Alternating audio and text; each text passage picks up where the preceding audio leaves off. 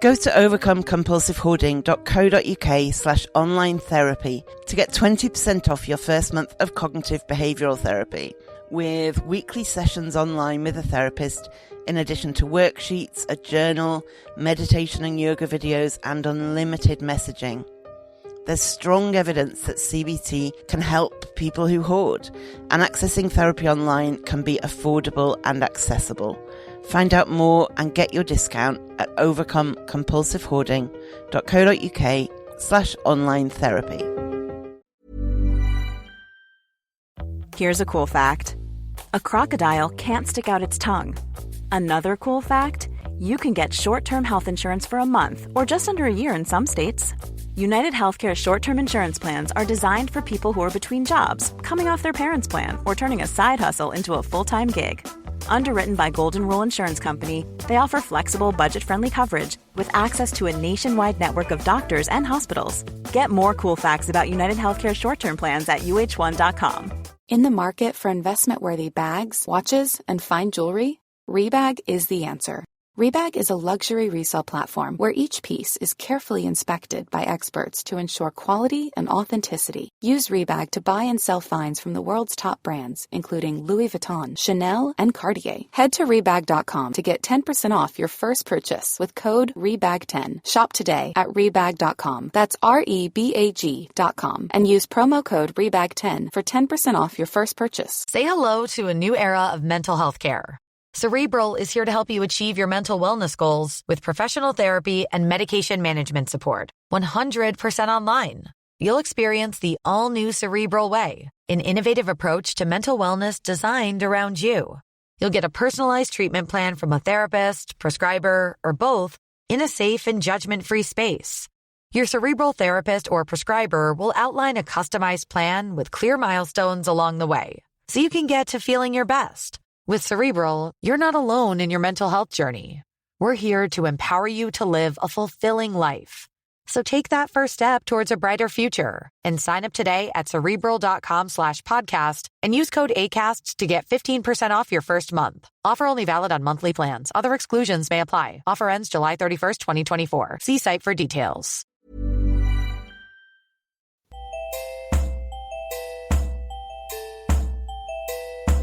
Welcome to the Overcome Compulsive Hoarding with That Hoarder podcast. I am drowning in stuff and trying to find a way out. Listen as I explore the issues and delve deep as somebody profoundly affected by hoarding disorder. Find out more, including links to subscribe to the podcast at overcomecompulsivehoarding.co.uk, and find the links there to follow me on Twitter, Facebook, Reddit, and all over the place. So I am here today with Dr Jan Eppingstall, an Australian counsellor with a focus on hoarding and a PhD in hoarding. She appears on the podcast about once a month and talks us through incredible research and experience from her therapeutic work. So today we are going to talk about motivation. Now, according to the Very Well Mind website, motivation is the process that initiates, guides, and maintains goal-oriented behaviours. It is what causes you to act.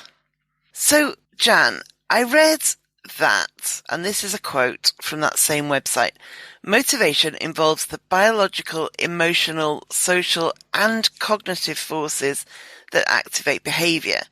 Now that sounds like you've got to have a lot of ducks in a row to get motivated. There are so many different psychological theories of motivation. Is it as complex as all of this suggests? Oh, I'm feeling tired already just thinking about all those things that you have to get lined up. I mean, motivation boils down to wanting. That's it, full stop. And what drives a person to work towards that particular outcome, as you said. So most of us believe that motivation is that key to the lock of transformation. Because we want something, we think that wanting it more, that is increasing our motivation, will bring about change. But wanting doesn't make it so, unfortunately. Behaviours do. And in terms of theories, I mean, motivation and willpower those types of topics get a lot of research attention because capitalism has deep pockets, you know. But the theories just kind of don't really, as far as I'm concerned, seem to deliver change in people's lives necessarily. And I've read so much in my time on motivation because I was a self-help tragic before I became a research tragic. We've all been there. You know, searching for that little golden, you know, nugget of truth that will change my life. Haven't found it. Just, you know, just to let you know. Jan, you just need to buy one more book. It will contain one paragraph. I know. It's that one paragraph in that one book that I haven't found yet. And, you know, I may own it and I may not have read it. That's all I'm saying. I'm just putting it out there. But, you know, I think that, I mean, I've forgotten most of the theories because they simply just really didn't deliver any kind of tangible action steps that could help me do, you know, more of what I wanted and move me towards my desires. So, and I really do think it is because corporate greed, you know, everyone wants to achieve more with less. Yeah. And, you know, demand for economical or free ways for management to motivate staff is kind of why there's such a proliferation of motivational theories. But I guess as you kind of described, we're coming to realise in this kind of discipline that motivation is particularly fickle. And there are so many variables that need to be calibrated just so that we feel motivated at a convenient time, you know, to execute those goal-directed behaviours. And the other thing is, which a lot of these theories don't take into account, is we also have invisible or competing or conflicting motivations that drive us towards different behaviours, possibly even in the one moment.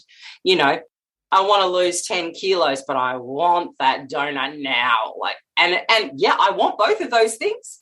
I'm motivated towards both. But at the end of the day, there's a lot of other elements, a lot of other factors that will impact that, what behaviour I choose. And it's really only one piece of the equation. So in my experience, the motivation to do something in the short term and the motivation to follow it up in the long term are quite different. Now, I'm going to talk about when I stopped smoking because I feel like they're quite similar, you know, hoarding and smoking. They're both kind of really bad habits. They're both things I did for a long time and also both things that are incredibly difficult to stop. So when I stopped smoking, my initial motivations were focused on it being an experiment. My CBT therapist would have been very proud had, you know, this was before I saw her, but still. So I started off by going, I wonder how long I can go without a cigarette. And I will just see. And then I surprised myself and could go a bit longer than I thought. So then I thought, oh, I'll see if I can go a bit longer than that. And then I'll see if I can go a bit longer than that. And then once I was kind of a day in and then 2 days in, I got quite competitive and with myself and stubborn and determined to kind of, I didn't want to screw it up. Once I'd achieved a certain amount, I didn't want to go back on that.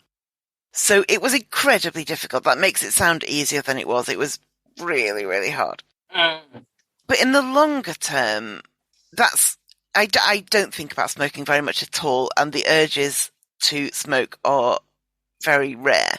But if I do get an urge to smoke, my motivation now is not, let's see how long I can do, because it turns out I can do several years. My motivation now is I remind myself how awful it was to quit, because those first few weeks were absolutely awful. I'm not going to sugarcoat it.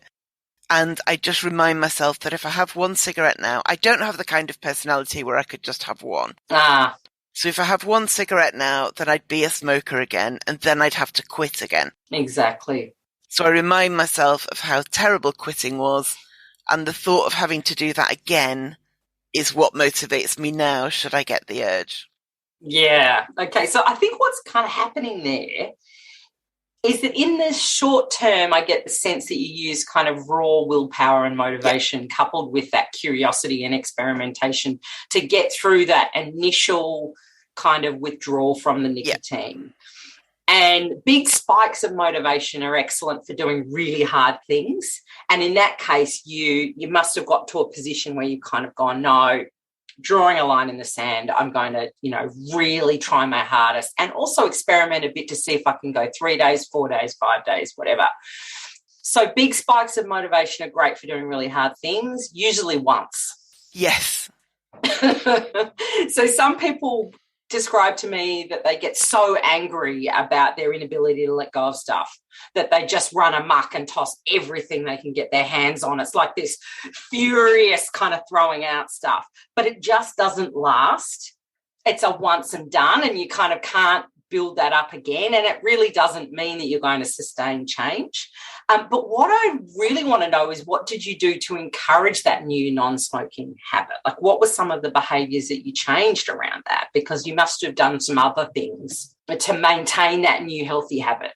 There were a few things. One was I didn't want... One of the weird benefits of smoking is that you get an opportunity to go out for a break every hour or 2 hours or half hour or however often you normally spark up. So I made sure I didn't stop myself having those breaks. I just didn't have a cigarette when I had one. When I quit, I broke all the rules at the time for quitting. All the advice at the time at least said, plan it in advance, set a quit day, tell everybody, get rid of all your smoking supplies. Whereas I did it spontaneously. I told one person because I was convinced I was going to fail, and I didn't want people saying, how's the quitting going? And, I kept one cigarette and a lighter because I needed to feel like I could. I needed to feel like I had the option. And so I kind of broke all the rules, but I did it in a way that worked for me. I kind of adapted. I knew that telling everybody wouldn't work for me. I knew that getting rid of all my supplies wouldn't work for me, all those things. And it was as I went on and as I saw bits of success that I started telling more people. Okay. And those things actually sound very logical, the whole having a cigarette so that you've got one that, you can have it. It's like chocolate, you remove it. And the temptation is so strong that you'll do anything to get it. Whereas if there's a cigarette there, yes, I can have one cigarette, but, there won't be a packet there. I can just have the one. I think there's a lot of things there that work well. And then when you look at long term, when you're actually faced with those previous triggers or prompts to smoke, you're kind of far enough away from that physical addiction, and you also can remember that effort that it took you to build up the courage to do that. And you have that gap between stimulus and response, between the prompt and then, the behaviour, and you can make a healthy choice. And this is really because you've been through it before. You can imagine all those pitfalls and problems you've experienced through that, and you can kind of remind yourself it wasn't so easy. And I think that's the same. That's the same sort of thing that can happen when you're trying to encourage a positive habit. Yes. Rather than stop doing something, it's the same for encouraging a healthy habit, as we like to call them. Yeah. Yeah. And I think the thing about doing it your own way, even if it doesn't necessarily fit with mainstream advice, and finding your own motivations is important. For my motivation, non-smokers would think, I imagine, that your motivation would be lung cancer, avoiding lung cancer, for instance. Whereas when you smoke, when you are a smoker, you have tuned out the lung cancer message years earlier. That doesn't obviously you're aware of it, but that doesn't tend to be the motivation for quitting. It's other things. My motivation was that I hated being an addict. I hated how reliant I was on these things. I hated how I felt when I couldn't have one. That kind of thing. So I think working out what your own motivation is and looking at the mainstream advice and saying this bit will work for me and this bit won't. Exactly. Yeah. And that whole information action fallacy, like we think if people just knew the facts, they would do it. But information alone is not going to create change. I mean, we know we put these horrible pictures on our cigarette packets now. Everywhere around the world is putting these horrible pictures. Now, I just don't think that really encourages people to quit. No. People my age have known since before we started smoking how bad it is. You know, somewhat understand with older generations, but people my age have no excuse. We all knew. We all knew, and yet we did it. So what are some techniques that people who hoard can use that can boost their motivation and help them to take action? Well, I think this is where the rubber hits the road. This is what we want. We want things, we want little bits of advice, etc. But I will warn you, I'm probably going to blow some minds today because, as I said, behaviour change doesn't depend on motivation alone. In fact, relying on motivation to bring about change is unlikely to lead to success. Kaboom, that's my wow. Bomb. But what I want to touch on today is some of the other elements in the equation that are less fickle and easier to kind of manipulate than motivation. So before I go on, I kind of want to hop up on my soapbox and say that this area of psychology and the motivational kind of stuff is unfortunately plagued with pseudoscience, and you know, there's innumerable coaches and self-help gurus who offer expensive courses and falsely claim, you know, that they can give you simple tools that you need to get everything you've ever dreamed of, you know. And don't get me wrong, I'm really all about everyone striving for their highest potential. But what I am against is unqualified individuals using charisma and coercive techniques to take money from vulnerable people without any ethical oversight. Absolutely. And this is, I mean, researching this episode, the crap I had to wade through to find anything decent is ridiculous. And because so few articles credit their sources, you don't know where it's come from. And that's if they used any sources anyway. We don't even know. It's hard to know what's trustworthy and what isn't. And that's one of the reasons I wanted to cover this with you, because I know that you're very evidence-based and, you know what you're talking about. It's real. It is kind of like a minefield, and there is no oversight. There really isn't oversight. I mean, I can think of one in particular. You know, remember when that Australian woman published that book, The Secret? Yes. There was a guy who was involved with that as well, and he had these sweat lodge. He had these motivational sweat lodges that he would set up, and it was this whole, you know, you come along and you show everybody how committed you are to becoming the best version of yourself, blah, blah, blah. Anyway, a number of people died in those sweat lodges because they didn't have anyone there. They didn't have any safety measures. They didn't have anyone there to protect those individuals. Now, that sort of stuff, it's a lot less likely if you're buying, you know, a $200 course off the internet. However, what upsets me is that $200 could have been spent on, I don't know, therapy, or it could have been spent on even food, for example. You know, I mean, it just really is quite, people do get sucked in because they want that silver bullet, and they believe what these charismatic individuals preach. You know, it's important to point out at this point that anybody can call himself a coach. I could call myself a coach tomorrow with no qualifications, I could put up a website. Life coach. Yeah, that Hoarder life coaching. At that Hoarder life coaching, no problem. Yeah. And that would be that. I could call myself a guru. I could call myself an expert with nothing behind that.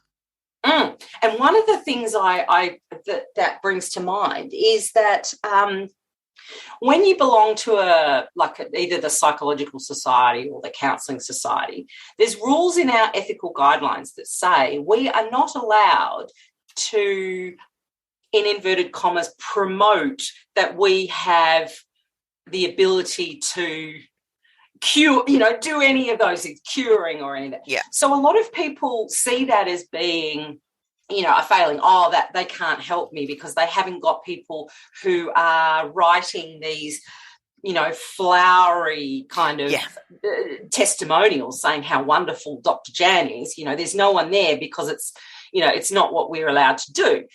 Then you have these individuals who are selling pyramid schemes or whatever they're doing, and they're selling these courses. They're there saying, here's Joe Swan. She's saying that this is the best thing that's ever happened to her. She's made all this money.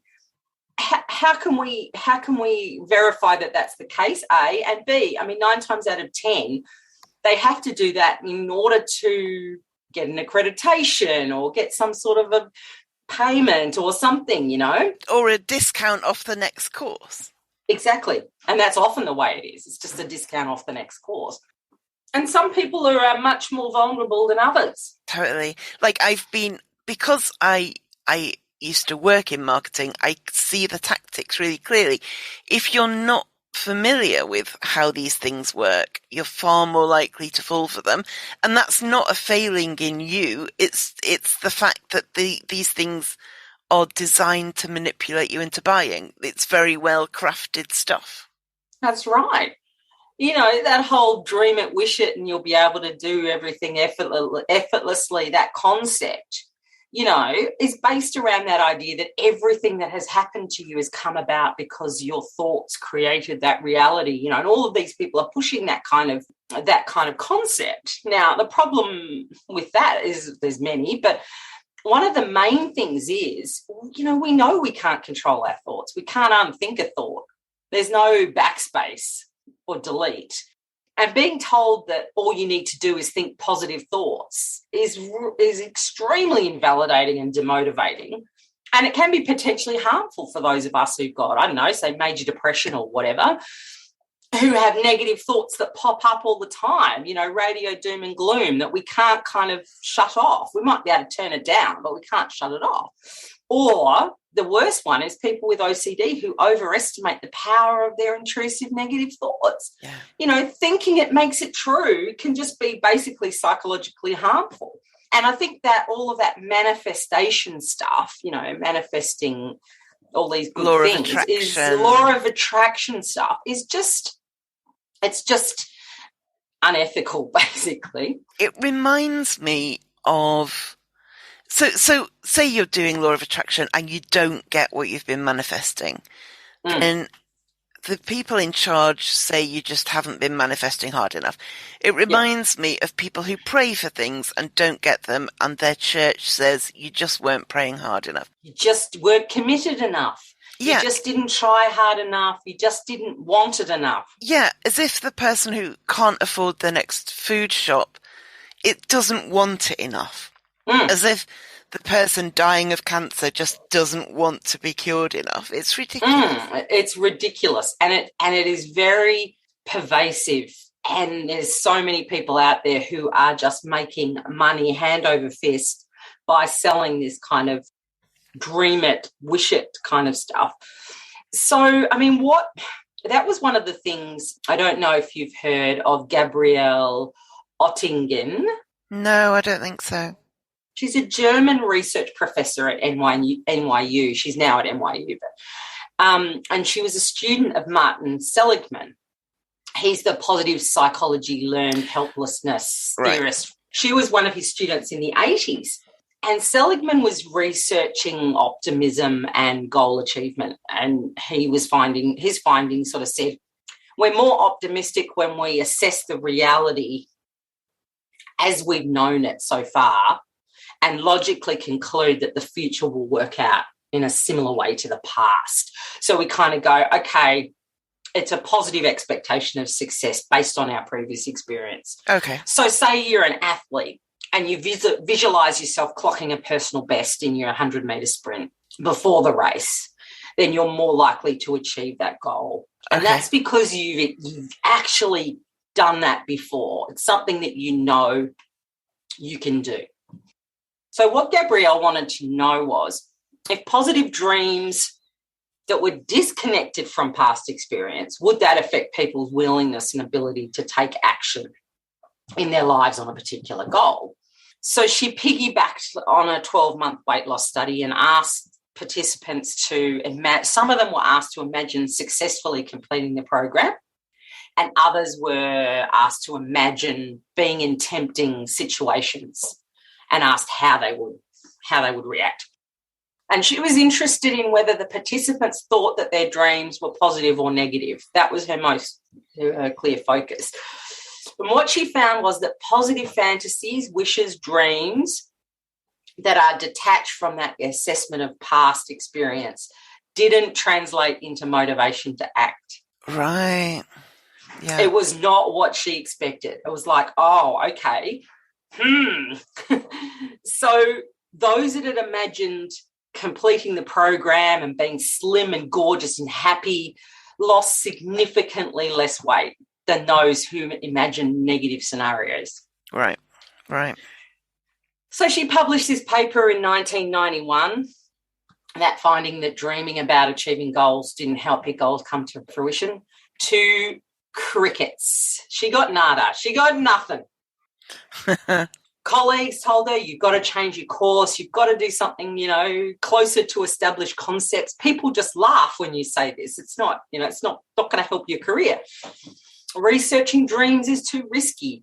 But, luckily she didn't, because she has conducted dozens of studies and found the same result in various populations. So what she's found through her research is that the more positive people are when they're fantasizing about their future goals, the better they feel in the present. Okay.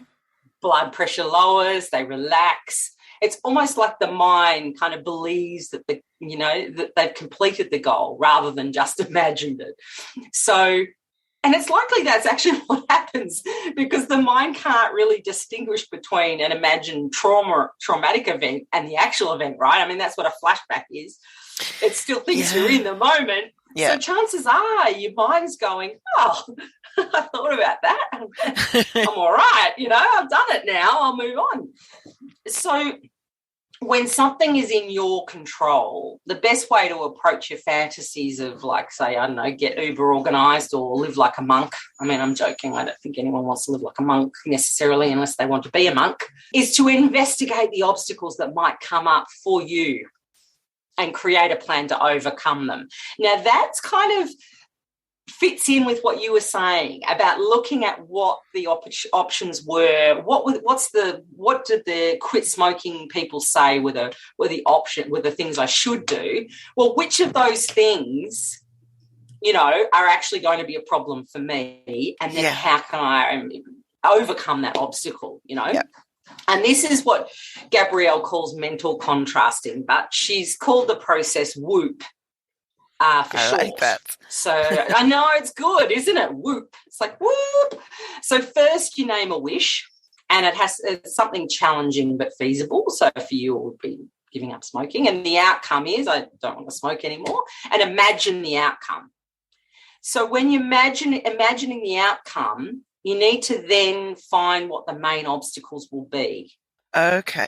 And imagine those obstacles in detail, like really go into it. What's going to happen when I go out with this particular friend and they offer me a ciggy and, that kind of stuff. So imagine it in detail and then make an if-then plan.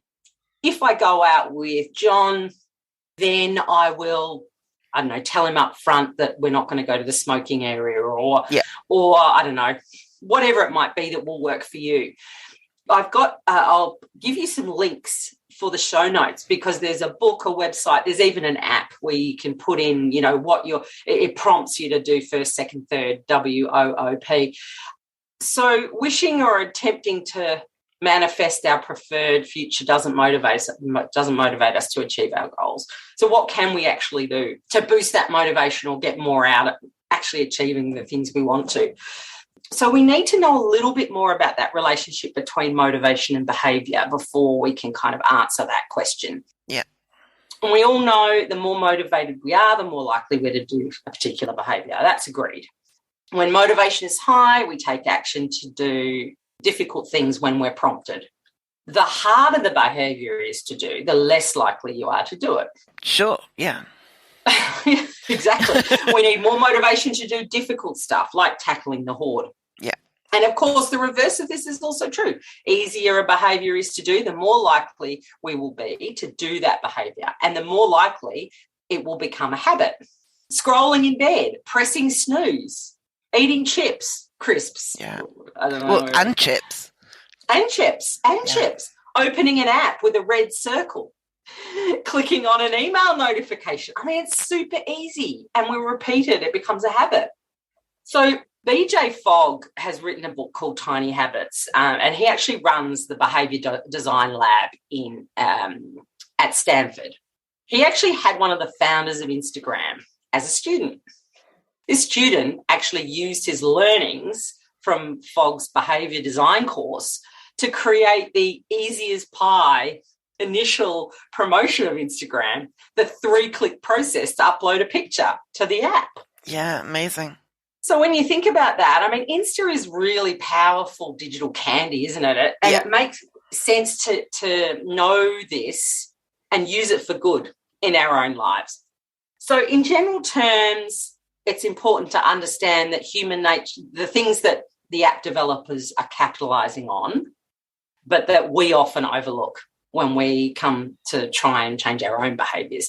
Yeah. So the number one thing is feeling successful helps hardwire new habits and motivates us to do more. Okay. People change best by feeling good, not feeling bad. You think about that again. Yeah, it's a kind of carrot and stick thing, isn't it? Yeah.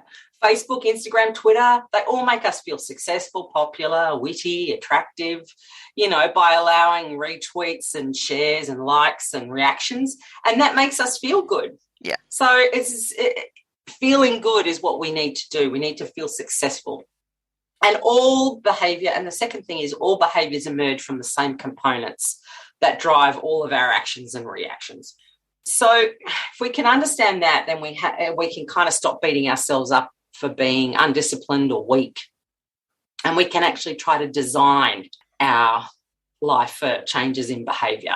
And I don't know if you've noticed, but this design perspective has become really popular in the area of behaviour change. Yeah. And I think it's because it distances us from that emotion and self-criticism that kind of derails us and makes us use curiosity, objective distance, and kind of experimentation. So it's sort of a change of mindset. And again, it feeds into number one. We feel successful. It makes us feel good. We don't feel bad. So I think that's what really works. But behaviour, I mean, BJ Fogg kind of has constructed like a little equation. Behaviour happens when motivation and ability and prompt converge at the same moment. Okay. So his concept is that motivation and ability are compensatory. So if we're highly motivated, we can do hard things. If we've got zero motivation, the thing needs to be very easy to do. Got you. And no behaviour happens without a prompt. Yeah. The ding of the phone or whatever. So he suggests we can solve for behaviour by finding a good prompt or making the behaviour easier to do. So that is kind of the equation that we can fiddle around with. And I think that this is moving more towards habit formation and relying a lot less on motivation. Yes, we need the motivation initially to decide on what our kind of golden objective is, whatever that big thing is. And then from there, we can come down to simpler things that we can do on a regular basis to make change come about. And it feels worth saying at this point that next time Jan is on, which will be in about a month's time, we will be talking a whole episode on creating tiny habits that help to make a change. So if this is the kind of thing you want more of, absolutely stick around. Yeah, because I just think it's not complicated, but there's more to kind of talk about. Yeah. So I thought it'd be good if we separated that out because it's active. It's something you can do immediately. You can listen to the podcast and then go away. So we'll do that next time. If you're looking for plump lips that last, you need to know about Juvederm lip fillers. With Juvederm Volbella XC and Juvederm Ultra XC, your lip look, whether it's subtle or bold, can last up to 1 full year with optimal treatment and no additional maintenance. Find a licensed specialist and see if it's right for you at Juvederm.com today. That's JUVEDERM.com. Add fullness to lips in adults over 21 with Juvederm Volbella XC or Juvederm Ultra XC. Do not use if you have severe allergies or a history of severe allergic reactions, or if you're allergic to lidocaine or the proteins used in Juvederm. Tell your doctor if you have a history of scarring or taking medicines that decrease the body's immune response or that can prolong bleeding. Common side effects include injection site redness, swelling, pain, tenderness, firmness, lumps, bumps, bruising, discoloration, or itching. As with all fillers, there's a rare risk of unintentional injection into a blood vessel, which can cause vision abnormalities, blindness, stroke, temporary scabs, or scarring. For full, important safety information, visit Juvederm.com. I'm Sandra, and I'm just the professional your small business was looking for. But you didn't hire me because you didn't use LinkedIn Jobs. LinkedIn has professionals you can't find anywhere else, including those who aren't actively looking for a new job, but might be open to the perfect role, like me. In a given month, over 70% of LinkedIn users don't visit other leading job sites. So if you're not looking on LinkedIn, you'll miss out on great candidates like Sandra. Start hiring professionals like a professional. Post your free job on linkedin.com/spoken today. But one of the other things about motivation that I do mention to clients is that willpower does decrease from morning to evening. Okay. And complex decisions do get harder later in the day. And that's to do with our eveningness, morningness, our bodily kind of functions, the sun, all of that kind of stuff. Friday nights can also see motivation fly out the window because it's the weekend and you kind of go, Yeah, it's interesting to have that confirmed because I think most of us can relate to waking up and going, I am going to be on it today. I'm going to work so hard and I'm going to eat really well and I'm going to go to bed early. And then kind of by 11 a.m. you're going, I'm not working that hard actually. And by 3 p.m. you don't even care whether you're working hard I know, or not. and it just slips. And if it's a Friday at 2 p.m., you just go, let it all hang out. And I do think that there's a lot to it. It's to do with that, our sleep-wake cycles, etc. And that's why I kind of encourage clients to do things in the morning if they possibly can, because it will be easier. Yeah, decision-making, try to do that earlier. Big decisions, don't try and do that on an empty stomach in the afternoon, on a Friday. So work with rather than against your tendencies. So tell me about intrinsic motivation and extrinsic motivation. What are they? What's the difference?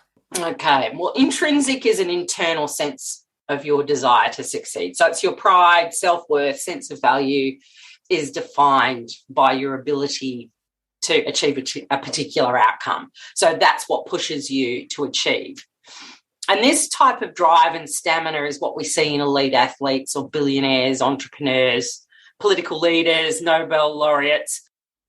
For these type of individuals, it comes very much from within and is often a narrowly kind of focused, inflexible approach to a goal.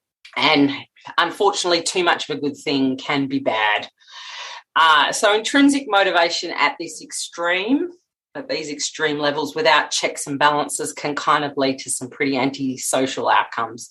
The whatever it takes kind of attitude of people like Lance Armstrong, Elizabeth Holmes, Elon Musk, Donald Trump, they've got this strong intrinsic motivation and it's not necessarily based on good values, if you like. It's just I want to succeed at all costs. Whatever it takes, I just want to win. I don't actually even care what I win. I just want to win. Intrinsic motivation, a lot of people feel like they should be intrinsically motivated to do everything in their lives and that's the only way they will succeed. And as we've just said, we need to kind of crush that idea because motivation is so fickle. And it will ebb and flow depending. So we need to adjust other things in the equation to achieve our goals. Extrinsic motivation comes from outside the person. So anything external, rewards, money, promotion, or the avoidance of negative consequences. Yeah. So that's the carrot and the stick. But there's also interjected motivation, which is an internal negative reinforcement, like a person who internalizes guilt in order to bring about that behavior change. I feel super guilty about, I don't know, about smoking, or I feel super guilty about drinking because I'm a Mormon, or, you know, whatever. I feel guilty, so that is my motivation. I want to be seen as good. And the other one, which is good, is identified motivation, which is feeling the need to accomplish something but not acting on the need until the desire to do so actualizes. So that's what we all do. We kind of sit there and go, oh, I know I want to do that, but I'm not really feeling it. It's that I'm not really feeling it thing. Yeah. And and working around that is important too, because most of the time the things we need to do are not always that fun. So we're not necessarily going to want to do it. We want the outcome. We just don't want to do the behaviour. But, yeah, extrinsic, intrinsic are really about that, where that motivation's coming from. And extrinsic is what, you know, your boss is trying to use to get you to work harder for longer, for lower pay, etc. It's interesting. You mentioned very early on about kind of the motivation within capitalism to boost motivation. I find the same when I look into productivity. It's really hard to find advice on productivity that isn't geared towards managers getting their staff to work harder. I know. And there's so much out there about that. There's just so many books and models and theories and all that kind of thing. And I think productivity, just for the sake of productivity, it is that capitalist idea of that we all have to work harder for longer to produce more, regardless of whether that's really what the world needs. Yeah. And that can really impact on people's mental health. Related to intrinsic and extrinsic motivation, it also sounds to me, and this is my terminology rather than anything psychological, but it sounds to me like some forms of motivation can be positive and some negative.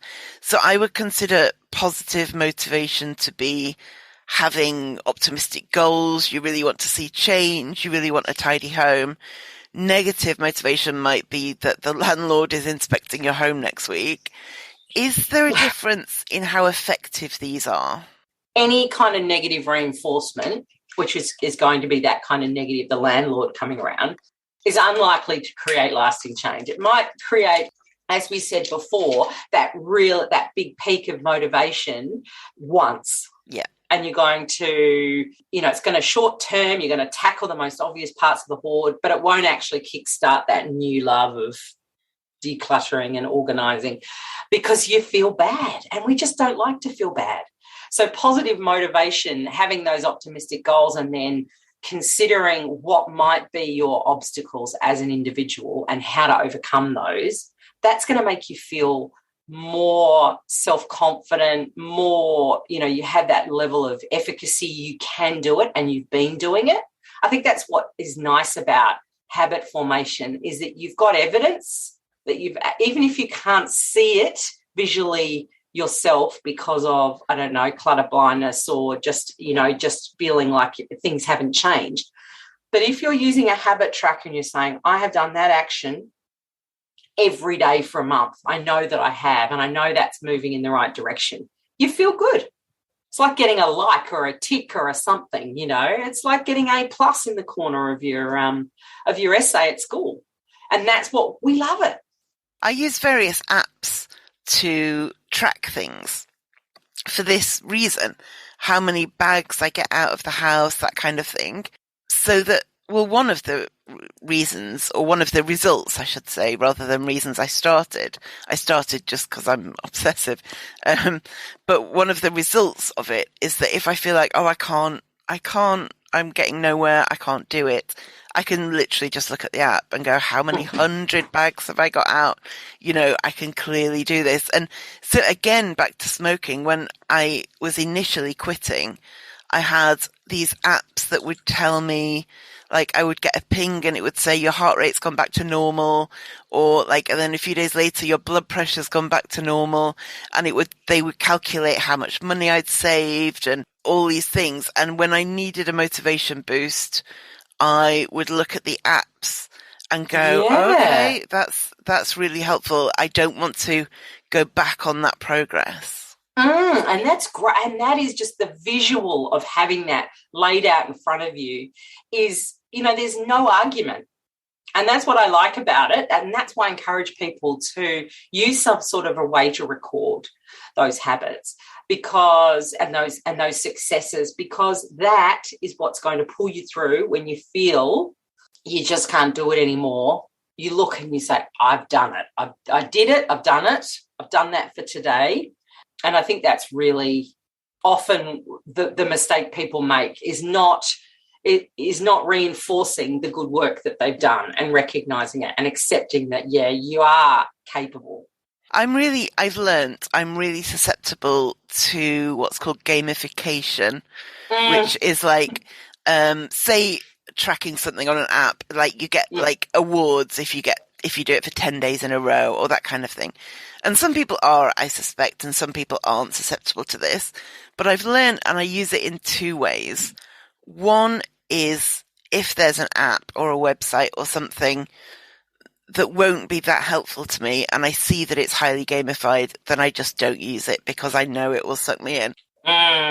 But the opposite side of that is if there's something I really want to do and I can find an app or a different way to gamify it, then I do that deliberately because I know that it really helps me. I do get that competitive thing where I don't want to lose my streak of however many days or whatever it is.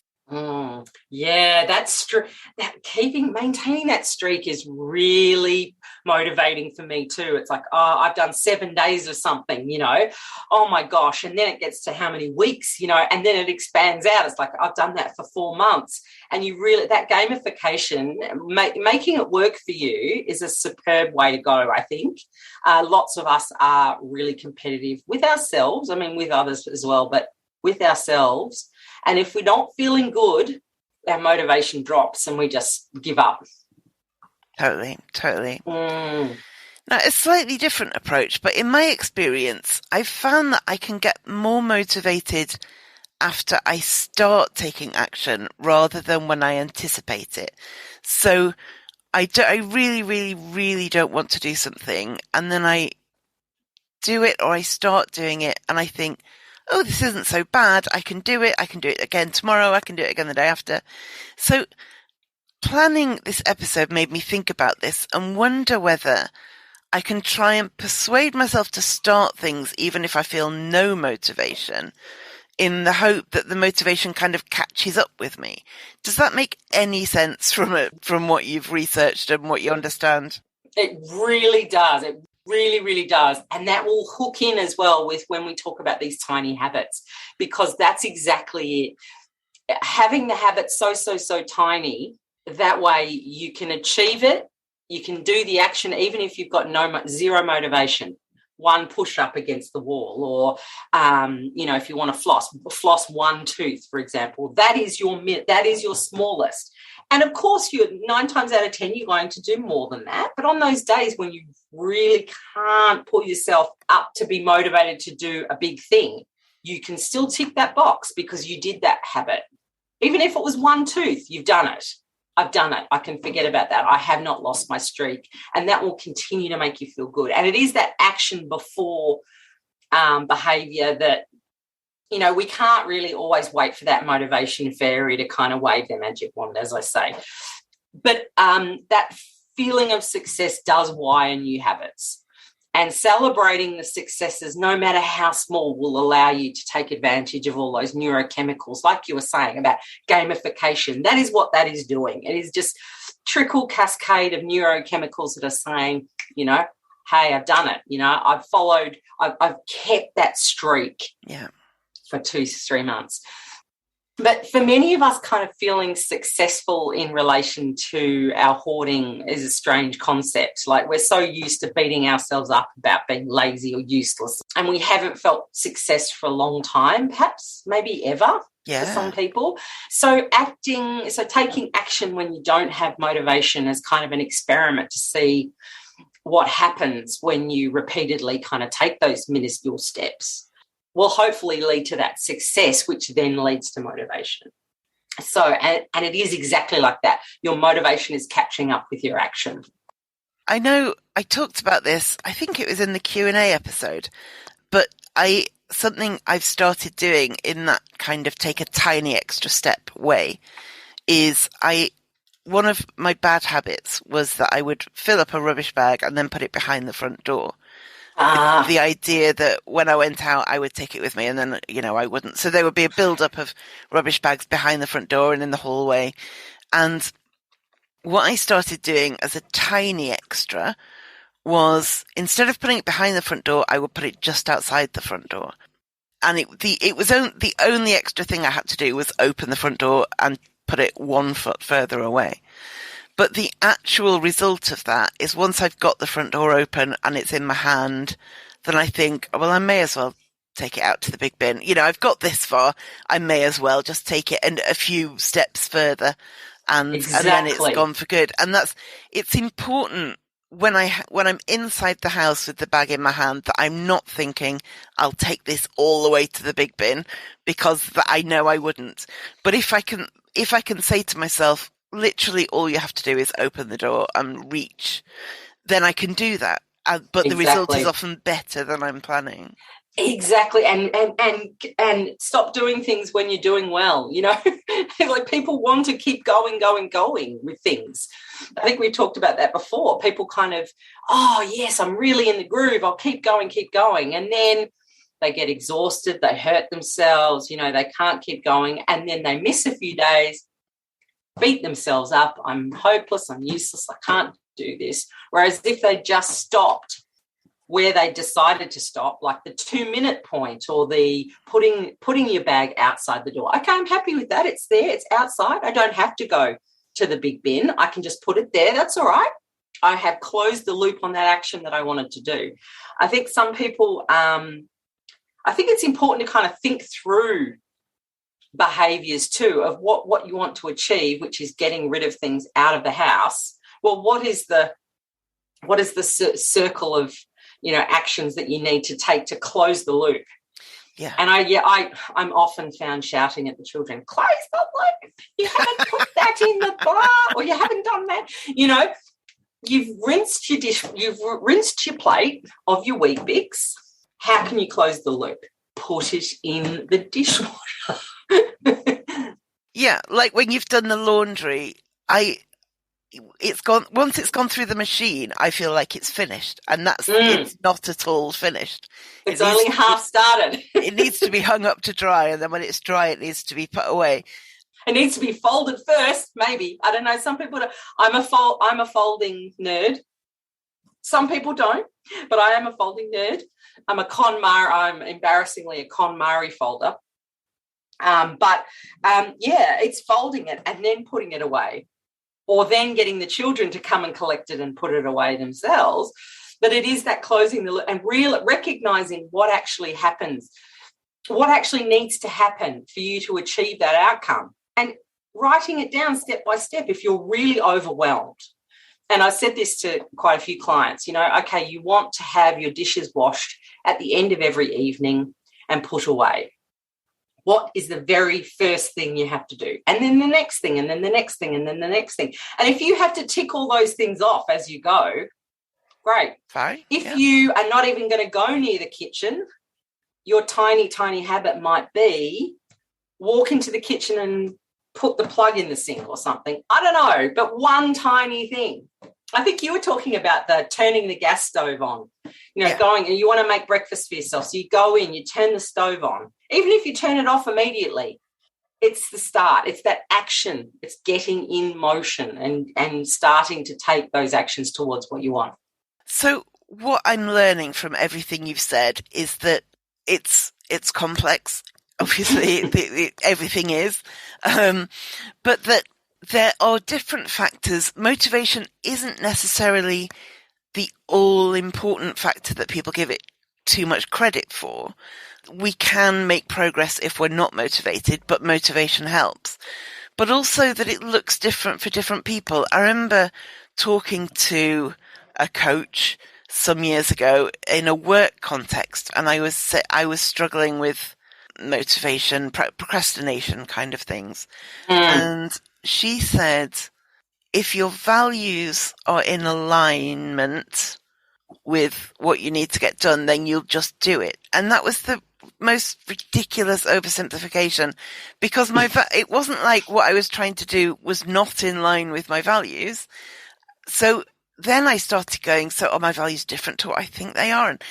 But no, they aren't. It's just that it's never that simple. It's not as simple as wishing for it. It's not as simple as putting your values in alignment to it. That's a good place to start. Yes. Yeah. Oh, absolutely. But, but the thing I like, there are ways to tailor it so that it does fit in with your routine, with your prompts and triggers, with your kind of ways of doing things, rather than trying to follow someone else's prompts and abilities and all those sorts of things. You need to kind of look at what you do. I was trying to make myself do stretches and sit-ups in the morning before I got dressed in my bedroom upstairs. Now, the reason that was hard to do was because I have 3 pets. Right. And they don't want me doing exercises. They want me feeding them. Yeah. And so I just had these empty boxes on my habit tracker going, I just can't do this. And as soon as I changed it up and went, no, I'm not going to do it then, I'm going to do it at a different time when I don't have that pressure of the cat. Yeah. Bingo. So that is an example. And I think that when we talk next time, we'll kind of delve more into how to work out what those things are, a bit more of the nuts and bolts, because it's all fluffy and nice talking about, what you need to do. But unless you actually have kind of more concrete steps to take, it kind of just all feels a bit woo-woo and sort of So I think if we do that next time, that will really give people a place to start. Absolutely, absolutely. We can have all the motivation in the world, but if it's not translating into action, most people want to change. Most hoarders don't want to live like this. Most smokers won't admit it, but don't want to smoke. Most alcoholics don't want to drink. It takes more than just wanting it, and that's where we're going to go. Yeah, and that's where we're going to go from here. But because that idea that just that manifestation, just if I want it enough, I mustn't want it enough. Well, no, it's way more complicated but easier than that, in fact, in a way. It ends up almost victim blaming, doesn't it? Like, it does. Yeah, which is horrible and inappropriate. I agree. Couldn't agree more. It means that the coach or the guru doesn't have to take any responsibility for their advice not working, because it's all on you. It's all your failure. Exactly. It's all just your effort wasn't enough. And again, that's that whole, then we feel bad. And feeling bad doesn't help you get things done. Doesn't help you get things done. And that's why everyone says, success breeds success. Yes, that's good to say, but how can you bring that about in your life? How can you be successful? Yeah. And I think that is where that miniaturizing it right down, and it's not for anyone else to comment on, because I always think that I go, someone else saw that I'd done one push-up. They'd think that was pathetic. And then I remind myself, it's none of their business. If I'm running a marathon in 6 months, well, and it's as you described that, okay, if I just put it outside the door, I'm more likely to actually do a bit more and then do a bit more that is what breeds the success, and then you can build on that. In just 1 second, I'll give you my top tip of the week. In the meantime, please do subscribe to the podcast, review it, 5 stars would be amazing, and share it with your friends or anyone who might be interested or who might benefit from it. It all really helps. To find more ways to support the website, the podcast, and my overall de-hoarding project, go to overcomecompulsivehoarding.co.uk/support. Now, back to your top tip. And this week's top tip comes from Jan herself. Jan, take it away. I think maybe if you tried the 5-second rule popularised by Mel Robbins, if you want to avoid doing some discarding, count backwards from 5. 5, 4, 3, 2, 1, and move your body. This will get your prefrontal cortex engaged because your body is in motion and will allow you to focus and take deliberate action. Start working on discarding items in your chosen area for 2 minutes and stop. Yes, when you start a new habit, it should take less than 2 minutes. Amazing. Thank you, Jan, and thank you for all your research and hard work. All good. Always good to have you, and we will see you next time. Excellent. Thank you.